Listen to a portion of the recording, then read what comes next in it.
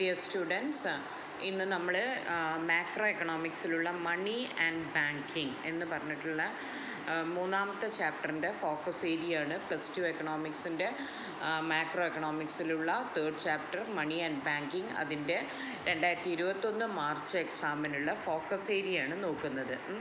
അപ്പോൾ എന്താണ് പണം? പണം എന്ന് പറഞ്ഞിട്ടുണ്ടെങ്കിൽ അതിൻ്റെ നിർവചനം എന്താണ്? പണം നമ്മൾ വിനിമയത്തിന് മീഡിയം ഓഫ് എക്സ്ചേഞ്ച് ആയിട്ടും measure of unit of account ആയിട്ടും സ്റ്റോർ ഓഫ് വാല്യൂ ആയിട്ടും സ്റ്റാൻഡേർഡ് ഫോർ ഡിഫേർഡ് പേയ്മെൻറ്റ്സ് ആയിട്ടും നമ്മൾ ഉപയോഗിക്കുന്ന എന്തിനെയാണോ അതിനെ ആണ് പണം എന്ന് പറയുന്നത്. അപ്പം മീഡിയം ഓഫ് എക്സ്ചേഞ്ച് എന്ന് പറഞ്ഞാൽ എന്താ? കൈമാറ്റത്തിന് വേണ്ടിയിട്ട്. Measure of unit of account എന്ന് പറഞ്ഞിട്ടുണ്ടെങ്കിൽ എന്താണ്?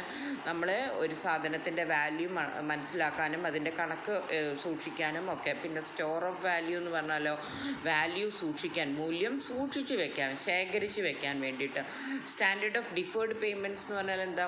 നമ്മൾ പിന്നീട് ഇപ്പം കടമൊക്കെ വാങ്ങിയിട്ട് പിന്നീട് കൊടുക്കാൻ വേണ്ടിയിട്ട്. അപ്പോൾ അതിനൊക്കെ നമ്മൾ ഉപയോഗിക്കുന്ന ഒരു സാധനത്തിനെയാണ് മണി എന്ന് പറയുന്നത്.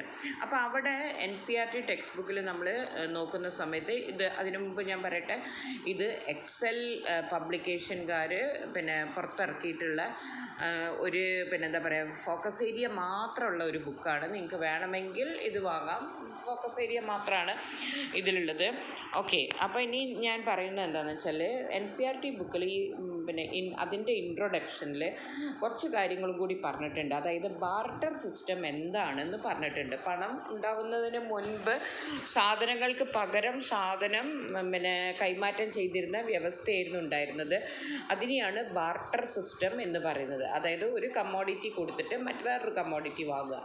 അപ്പോൾ C-C എന്നാണ് അതിനെ പറയുക. അപ്പോൾ ഈ ബാർട്ടർ സിസ്റ്റത്തിന് ഒരു വലിയൊരു പ്രശ്നമുള്ളത് എന്താണെന്ന് വെച്ചാൽ ഡബിൾ കോയിൻസിഡൻസ് ഓഫ് വാണ്ട്സ് ഉണ്ടാവണം. അതായത് എൻ്റെ കയ്യിൽ, ഞാനൊരു കൃഷിക്കാരനാണ്, എൻ്റെ കയ്യിൽ നെല്ലാണുള്ളത്. ഞാൻ ഈ നെല്ലും കൊണ്ടിട്ട് ഞാനൊരു വസ്ത്രം വിൽക്കുന്ന ആളുടെ അടുത്ത്, നെയ്ത്തുകാരൻ്റെ അടുത്ത് പോയിട്ട് വസ്ത്രം വാങ്ങാൻ പോവുകയാണെങ്കിൽ ഞാൻ നെല്ല് കൊടുത്ത് വസ്ത്രം വാങ്ങാൻ തയ്യാറാണ്. പക്ഷേ നെയ്ത്തുകാരന് അയാൾക്ക് നെല്ല് വേണ്ടി വരില്ല. മനസ്സിലായില്ലേ? അപ്പോൾ അയാൾക്കും നെല്ല് ആവശ്യമുണ്ടെങ്കിൽ മാത്രമേ ഞങ്ങൾ തമ്മിലുള്ള കൈമാറ്റം നടക്കുകയുള്ളൂ. അതാണ് നമ്മൾക്ക് ഈ ഡബിൾ കോയിൻസിഡൻസ് ഓഫ് വാണ്ട്സ് എന്ന് പറയുന്നത്. അപ്പം അങ്ങനെ ഉണ്ടെങ്കിൽ മാത്രമേ ബാർട്ടർ സിസ്റ്റം പ്രാവർത്തികമാവുള്ളൂ.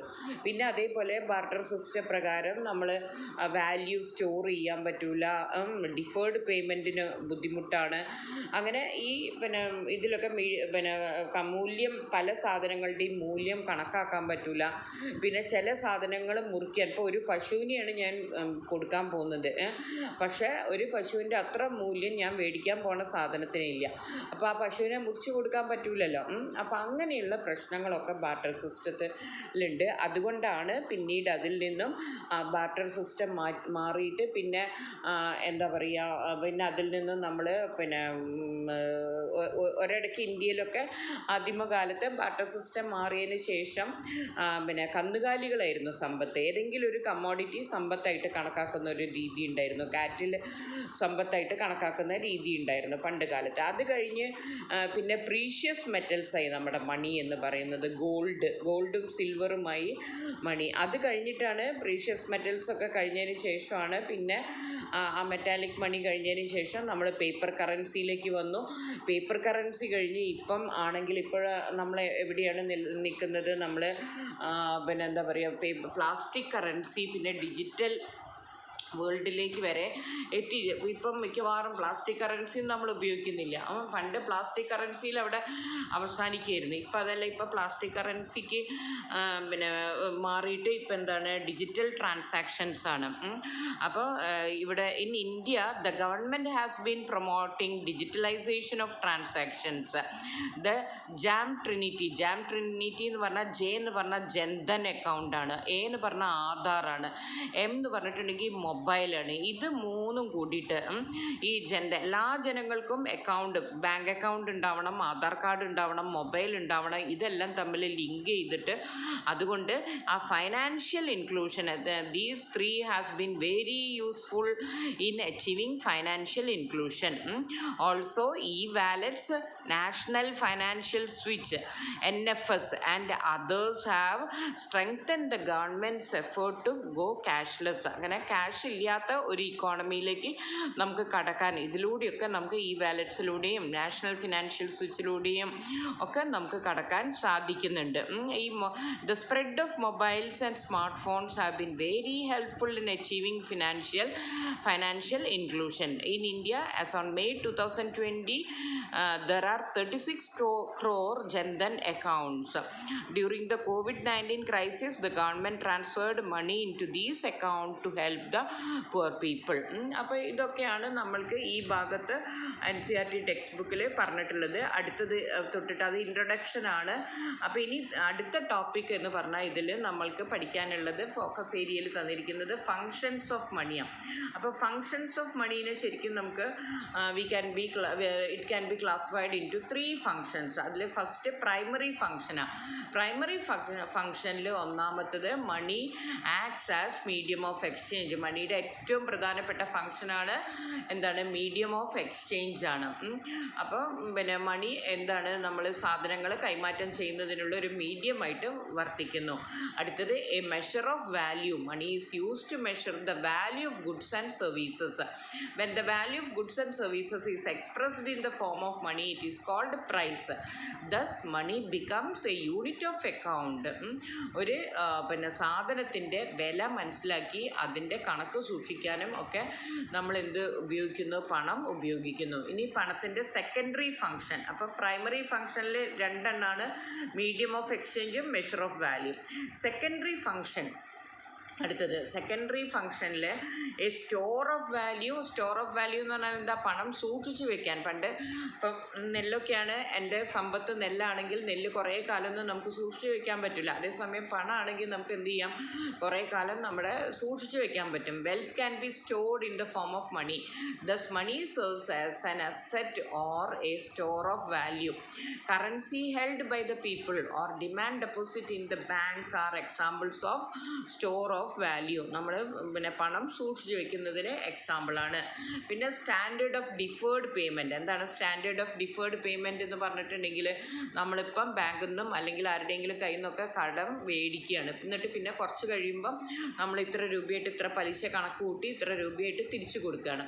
അപ്പോൾ അതിനുള്ളൊരു സ്റ്റാൻഡേർഡായിട്ട് എന്ത് പ്രവർത്തിക്കുന്നു? പണം പ്രവർത്തിക്കുന്നു. Transfer of value. പിന്നെ money facilitates transfer of value from one place to another.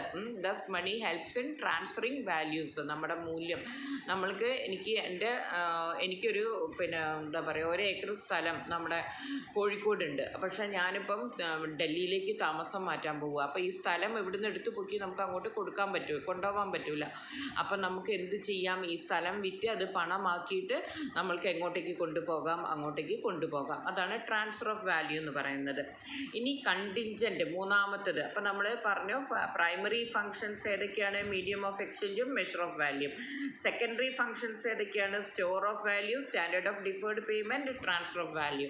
അടുത്തത് മൂന്നാമത്തത് കണ്ടിൻജൻറ്റ് ഫങ്ഷനാണ്. കണ്ടിൻജൻറ്റ് ഫങ്ഷനിൽ ഒന്ന് ബേസിസ് ഓഫ് ക്രെഡിറ്റ്. എല്ലാ കടങ്ങളുടെയും ഇന്ന് മോഡേൺ ഇക്കോണമിയിൽ എല്ലാ ബിസിനസ്സും നടക്കുന്നത് എന്തിൻ്റെ ബേസിസിലാണ്? ക്രെഡിറ്റിൻ്റെ ബേസിസിലാണ്, കടം വാങ്ങിയിട്ടാണ്. അപ്പോൾ അതിൻ്റെ ഒരു ബേസിസ് ആയിട്ട് നമുക്ക് എന്ത് പ്രവർത്തിക്കുന്നു? പണം പ്രവർത്തിക്കുന്നു. ഇനി അടുത്തത് പിന്നെ liquidity. Liquidity means ready purchasing power. പെട്ടെന്ന് നമുക്കൊരു സാധനം വാങ്ങണമെങ്കിൽ നമ്മുടെ കയ്യിൽ പണം ഉണ്ടായേ തീരൂ. Money is the most liquid of all assets. എല്ലാ സമ്പത്തിലും വെച്ച് ഏറ്റവും ലിക്വിഡ്, പെട്ടെന്ന് നമുക്ക് കൊടുക്കാൻ പറ്റുന്ന അല്ലെങ്കിൽ കൈമാറ്റം ചെയ്യാൻ പറ്റുന്നത് എന്താണ്? പണമാണ്. അത് കഴിഞ്ഞാൽ distribution of national income. The contribution of various factors to national income is expressed in money. Thus money facilitates the distribution of national income. ദേശീയ വരുമാനം ഓരോ ഫാക്ടേഴ്സിനും ഭൂമി, ലാൻഡ്, ലേബർ, ക്യാപിറ്റൽ, ഓർഗനൈസേഷൻ, ഭൂമി, തൊഴിൽ, മൂലധനം, സംഘാടനം, ഇതിനൊക്കെ ഏത് രീതിയിൽ വീതിക്കണം എന്നുള്ളതിൻ്റെ കണക്കൊക്കെ സൂക്ഷിക്കുന്നത് പണത്തിൻ്റെ അളവിലാണ്. ഓക്കെ. അടുത്തത് guarantor of solvency. Solvency refers to the ability of a person to pay his debt. Money guarantees solvency. പണം കയ്യിലുള്ള ആൾക്കാർക്ക്, അല്ലെങ്കിൽ പണം വരുമെന്ന് നമുക്ക് ഉറപ്പുള്ള ആളുകൾക്ക്, അവർക്കാണ് എന്ത് കൊടുക്കുക? കടം കൊടുക്കുക. അപ്പം പണം എന്നുള്ളത് അതിൻ്റെ നമ്മളെന്താ പറയുക, പിന്നെ കടം കൊടുക്കാനുള്ള ഒരു ഗ്യാരണ്ടി കൂടിയായിട്ട് പണം വർത്തിക്കുന്നു. അപ്പോൾ ഇതാണ് ഫസ്റ്റ് ടോപ്പിക്, ഏത് ഫങ്ഷൻസ് ഓഫ് മണി. ഇനി 2 ടോപ്പിക്കാണുള്ളത്. ഡിമാൻഡ് ഫോർ മണിയും സപ്ലൈ ഓഫ് മണിയാണ് ഉള്ളത്. ഡിമാൻഡ് ഫോർ മണി എന്ന് പറഞ്ഞാൽ എന്തിനാണ് ജനങ്ങൾ കയ്യിൽ പണം വയ്ക്കുന്നത്, എന്ത് കാര്യത്തിനാണ് പണം കയ്യിൽ സൂക്ഷിക്കുന്നത്? പിന്നെ അല്ല, എല്ലാ മനുഷ്യർക്കും ഉണ്ട് പണം കയ്യിൽ വെക്കണം എന്നുള്ള ആഗ്രഹമുണ്ട്. ഈ ഡിമാൻഡ് ഫോർ മണിയാണ് നമ്മൾ ലിക്വിഡിറ്റി പ്രിഫറൻസ് എന്നും പറയുന്നത്. ആ വേർഡും ഒന്ന് ഓർത്ത് വയ്ക്കണം. So people's desire to keep money with them is called liquidity preference or demand for മണി.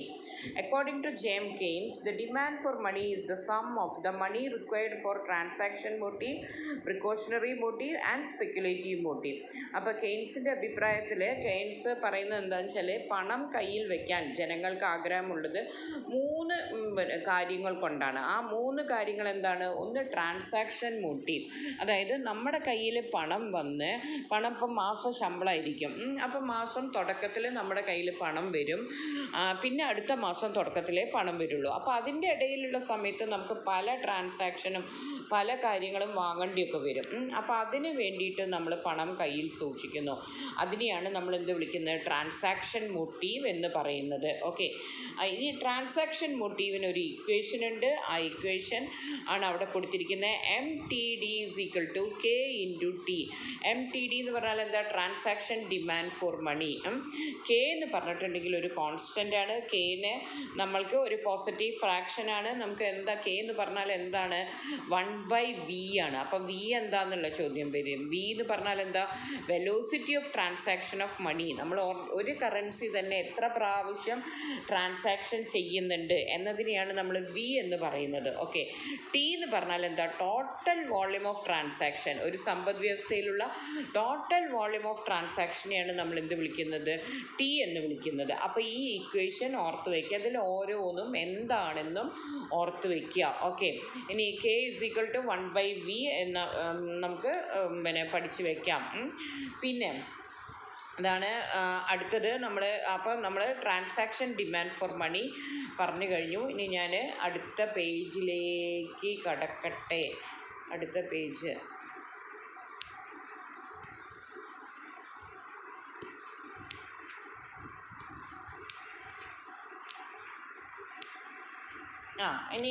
ഇനി നമ്മൾ പറയാനുള്ളത്, ഒരു സമ്പദ് വ്യവസ്ഥയെ ഒന്നിച്ചെടുക്കുമ്പോൾ ഒരു ഇക്വേഷനും കൂടി ഉണ്ട് അതിൽ. ട്രാൻസാക്ഷൻ ഡിമാൻഡ് ഫോർ മണിക്ക് ഒരു ഇക്വേഷനും കൂടി ഉണ്ട്. ഒരു സമ്പദ് വ്യവസ്ഥയെ ഒന്നിച്ചെടുക്കുമ്പോൾ transaction demand for money = K/P/Y. എന്താണ് P എന്ന് പറഞ്ഞാൽ? The general price level in the economy. Price ലെവലാണ് നമ്മുടെ സമ്പദ് വ്യവസ്ഥയിലുള്ള ഇപ്പോൾ നിലനിൽക്കുന്ന പ്രൈസ് ലെവൽ. Y എന്ന് പറഞ്ഞാൽ എന്താ? റിയൽ GDP, യഥാർത്ഥത്തിലുള്ള GDP ആണ് എന്ത് പറയുന്നത്? Y എന്ന് പറയുന്നത്. അപ്പോൾ ട്രാൻസാക്ഷൻ ഡിമാൻഡ് ഫോർ മണി എന്നുള്ളത് ഒരു സമ്പദ് വ്യവസ്ഥയിലെ ജനറൽ പ്രൈസ് ലെവലും പിന്നെ മറ്റേ റിയൽ GDPയുമായിട്ട് നേരിട്ടുള്ള ബന്ധമാണുള്ളത്. അതായത് ജനറൽ പ്രൈസ് ലെവൽ കൂടുന്ന സമയത്ത് ട്രാൻസാക്ഷൻ ഡിമാൻഡ് ഫോർ മണി വർദ്ധിക്കും. അതേപോലെ തന്നെ റിയൽ GDP കൂടുന്ന സമയത്ത് ട്രാൻസാക്ഷൻ ഡിമാൻഡ് ഫോർ മണി വർദ്ധിക്കും. അങ്ങനെ ഉള്ള ബന്ധമാണുള്ളത്. K എന്ന് പറഞ്ഞാൽ നമ്മൾ നേരത്തെ പറഞ്ഞ സാധനം തന്നെയാണ്. എന്താണ്? ഒരു പോസിറ്റീവ് ഫ്രാക്ഷനാണ്. അത് 1/V ആണ്. ഓക്കെ, ഇനി അടുത്തത് പ്രിക്കോഷണറി മോട്ടീവാണ്. പ്രിക്കോഷണറി മോട്ടീവ് എന്ന് പറഞ്ഞിട്ടുണ്ടെങ്കിൽ അത് നമ്മൾ NCERT ടെക്സ്റ്റ് ബുക്കിൽ ട്രാൻസാക്ഷൻ മോട്ടീവിൻ്റെ കൂടെ തന്നെയാണ് അവർ കൺസിഡർ ചെയ്തിരിക്കുന്നത്. പ്രിക്കോഷണറി മോട്ടീവ് എന്ന് പറഞ്ഞാൽ ജനങ്ങൾ ഒരു പൈസ സൂക്ഷിച്ച് വയ്ക്കും. എന്തെങ്കിലും അടിയന്തര ഘട്ടങ്ങളിൽ പെട്ടെന്നൊരു പിന്നെ എന്താ പറയുക, അസുഖങ്ങൾ വരിക, എന്തെങ്കിലും ആക്സിഡൻസ് വരിക, നമ്മൾ പ്രതീക്ഷിക്കാത്ത എന്തെങ്കിലും വരിക. അപ്പോൾ അങ്ങനെയുള്ള സമയത്ത് സൂക്ഷിക്കാൻ, നമുക്ക് ചിലവാക്കാൻ വേണ്ടി ജനങ്ങൾ പണം സൂക്ഷിച്ചു വയ്ക്കും. അതിനെയാണ് നമ്മൾ എന്ത് പറയുന്നത്? പ്രിക്കോഷണറി ഡിമാൻഡ് ഫോർ മണി എന്ന് പറയുന്നത്.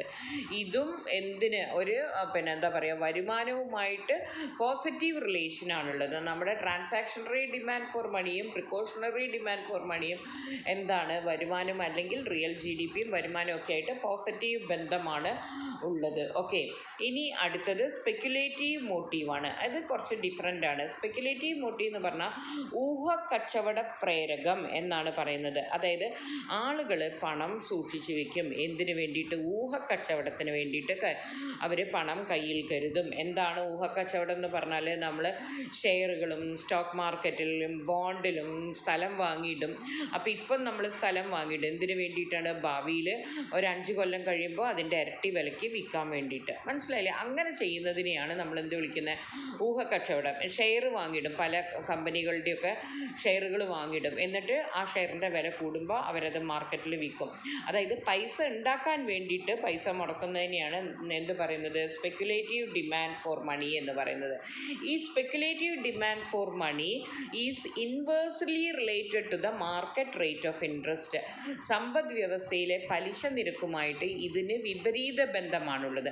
പലിശ നിരക്ക് വളരെ കൂടുതലാണെങ്കിൽ സ്പെക്കുലേറ്റീവ് ഡിമാൻഡ് ഫോർ മണി എന്തായിരിക്കും? കുറവായിരിക്കും. പലിശ നിരക്ക് കുറവാണെങ്കിൽ സ്പെക്കുലേറ്റീവ് ഡിമാൻഡ് ഫോർ മണി എന്തായിരിക്കും? കൂടുതലായിരിക്കും. അങ്ങനെ ഓപ്പോസിറ്റ് ബന്ധമാണുള്ളത് എന്ന്. അതായത് സ്പെക്കുലേറ്റീവ് ഡിമാൻഡ് ഫോർ മണിയും റേറ്റ് ഓഫ് ഇൻട്രസ്റ്റ് ആയിട്ടുള്ള ആറും തമ്മിൽ നെഗറ്റീവ് ബന്ധമാണ്, വിപരീത ബന്ധമാണുള്ളത് എന്ന് ഓർത്തു വയ്ക്കുക. എന്നിട്ട് സ്പെക്കുലേറ്റീവ് ഡിമാൻഡ് ഫോർ മണിക്ക് ഇങ്ങനെയൊരു ഇക്വേഷനും കൂടി പഠിച്ചു വയ്ക്കുക. എന്താണ്? Speculative demand for money is equal to r max minus r divided by r minus r min. അപ്പോൾ അതിൽ ഓരോന്നും എന്താണ് ഓർത്ത് വയ്ക്കുക. ആർ മാക്സ് എന്ന് പറഞ്ഞിട്ടുണ്ടെങ്കിൽ ഒരു സമ്പദ് വ്യവസ്ഥയിലെ പലിശ നിരക്കിൻ്റെ ഉയർന്ന പരിധി, അപ്പർ ലിമിറ്റിനെയാണ്. അതായത് ഒരു ഇന്ത്യൻ സമ്പദ് വ്യവസ്ഥയിൽ പലിശ നിരക്ക് ഏകദേശം ഇത്ര വരെ പോകും എന്നൊരു ധാരണ ഉണ്ടാവും. ആ മാക്സിമം ലിമിറ്റിനെയാണ് ആർ മാക്സ് എന്ന് പറയുന്നത്. ആർ എന്ന് പറഞ്ഞാൽ ഇപ്പോൾ നിലവിലുള്ള പലിശ നിരക്ക്. ആർ മിൻ എന്ന് പറഞ്ഞാൽ ആർ മാക്സിൻ്റെ നേരെ ഓപ്പോസിറ്റ്. അതായത് സമ്പദ് വ്യവസ്ഥയിൽ പലിശ നിരക്ക് താഴ്ന്ന് ഏത് ലെവൽ വരെ പോകും അതിനെയാണ് നമ്മൾ എന്ത് വിളിക്കുന്നത്? ആർ മിൻ, അതിൻ്റെ ലോവർ ലിമിറ്റ്. അപ്പോൾ ഈ ഇക്വേഷൻ ഓർത്ത് വയ്ക്കുക, പഠിച്ചു വയ്ക്കുക. അതിൽ ഓരോന്നും എന്താണെന്നും പഠിച്ചു വയ്ക്കുക. ഓക്കെ, അടുത്തത് ലിക്വിഡിറ്റി ട്രാപ്പാണ്. ലിക്വിഡിറ്റി ട്രാപ്പ് ഇതിൻ്റെ കൂട്ടത്തിൽ പെട്ടത് തന്നെയാണ്, അതുകൊണ്ടാണ് അതും കൂടി പറയുന്നത്. It is a situation in which the speculative demand for money is perfectly elastic where the rate of interest reaches the lowest level. ഇത്രയും മാത്രം പഠിച്ചാൽ മതി. ഇത് ലിക്വിഡിറ്റി ട്രാപ്പ് എന്ന് പറഞ്ഞിട്ടുണ്ടെങ്കിൽ നമ്മുടെ പണത്തിൻ്റെ speculative demand for money perfectly elastic എന്ന് പറഞ്ഞാൽ ആൾക്കാരുടെ കയ്യിൽ ഇഷ്ടംപോലെ പൈസ കയ്യിൽ വെക്കുന്ന ഒരു സമയം. അതാണ് പെർഫെക്റ്റ്ലി ഇലാസ്റ്റിക് എന്ന് പറയുന്നത്. ആ സമയത്ത് എന്താണ്, എപ്പോഴാണ് അങ്ങനെ ഒരു സംഭവം വരിക? പലിശ നിരക്ക് ഏറ്റവും ലോവസ്റ്റ് ആവുന്ന സമയത്ത്. ഓക്കെ, അപ്പോൾ അതിൻ്റെ ചിത്രമാണ് ഇവിടെ ഉള്ളത്. ഈ ചിത്രം പഠിക്കണം. ഓക്കെ, അപ്പോൾ എന്താണ് ചിത്രം? പിന്നെ എക്സ് ആക്സിസിൽ നമ്മൾ സ്പെക്കുലേറ്റീവ് ഡിമാൻഡ് ഫോർ മണി ആണ് കണ്ടുപിടിക്കുന്നത്, അടയാളപ്പെടുത്തുന്നത്. വൈ ആക്സിസിൽ ഇൻട്രസ്റ്റ് റേറ്റുമാണ് വരയ്ക്കുന്നത്. അപ്പോൾ ഇൻട്രസ്റ്റ് റേറ്റിൻ വൈ ആക്സിസിലാണ്. അപ്പോൾ നമുക്കൊരു കേവ് കാണാം. ആ കേവ് ഇങ്ങനെ വൈ ആക്സിസിൽ നിന്ന് തൊട്ടിട്ട് അങ്ങനെ വളഞ്ഞ് പിന്നെ ഇങ്ങനെ സ്ട്രെയിറ്റ് ആയിട്ട് ഇങ്ങനെ പോവുകയാണ്. ആ സ്ട്രെയിറ്റ് ആയിട്ട് പോകുന്ന എക്സ് ആക്സിസിന് പാരലായിട്ട് പോകുന്ന ആ ഭാഗത്തിനെയാണ് നമ്മൾ എന്ത് പറയുന്നത്? ലിക്വിഡിറ്റി ട്രാപ്പ് എന്ന് പറയുന്നത്.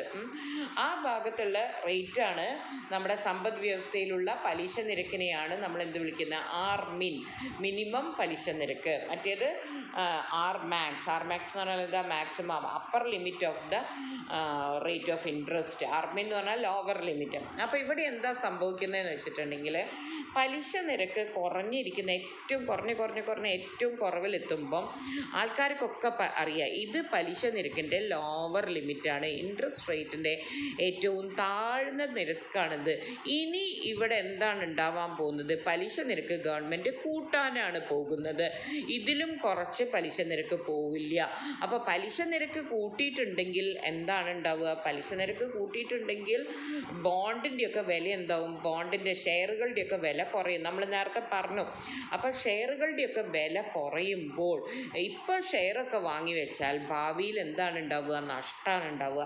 അപ്പോൾ ഇപ്പോൾ ഷെയർ വാങ്ങുന്നത് ശരിയല്ല, അതിന് പകരം പണം കയ്യിൽ വെക്കാം, പണം ചെലവാക്കാം എന്ന് പറഞ്ഞിട്ട് ജനങ്ങൾ പണം കയ്യിൽ വെക്കുന്ന ആ അവസ്ഥയാണ് നമ്മൾ എന്ത് വിളിക്കുന്നത്, ലിക്വിഡിറ്റി ട്രാപ്പ് എന്ന് വിളിക്കുന്നത്. ഓക്കെ, ഇനി നമ്മൾ പിന്നെ സപ്ലൈ ഓഫ് മണിയിലേക്കാണ് കടക്കുന്നത്. അപ്പം അതിന് മുൻപ് ഒരെണ്ണം പറയണം. ആഗ്രിഗേറ്റ് ഡിമാൻഡ് ഫോർ മണി എന്ന് പറഞ്ഞിട്ടുണ്ടെങ്കിൽ എന്തൊക്കെയാണ് നമ്മുടെ പിന്നെ ട്രാൻസാക്ഷൻ ഡിമാൻഡ് ഫോർ മണിയും സ്പെക്കുലേറ്റീവ് ഡിമാൻഡ് ഫോർ മണിയും തമ്മിൽ കൂട്ടുന്നതാണ്.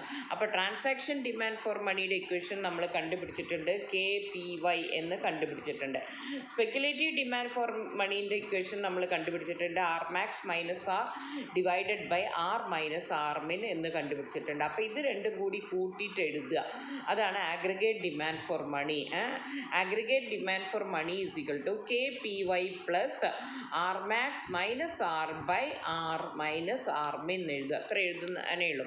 ഇനി സപ്ലൈ ഓഫ് മണിയാണ്. സമ്പദ് വ്യവസ്ഥയിൽ എത്ര പണം ഇപ്പോൾ ഉണ്ട് എന്നുള്ളതിന് അതിനെയാണ് supply. Total volume of money in circulation in an economy which can be spent by the people at a specific point of time is called money supply. ഒരു സമ്പദ് വ്യവസ്ഥയിൽ സർക്കുലേറ്റ് ചെയ്യുന്ന പണത്തിൻ്റെ അളവിനെയാണ് ഒരു പ്രത്യേക സമയത്ത് പിന്നെ സർക്കുലേറ്റ് ചെയ്യുന്ന പണത്തിൻ്റെ അളവിനെയാണ് നമ്മൾ എന്ത് വിളിക്കുന്നത്, മണി സപ്ലൈ എന്ന് വിളിക്കുന്നത്.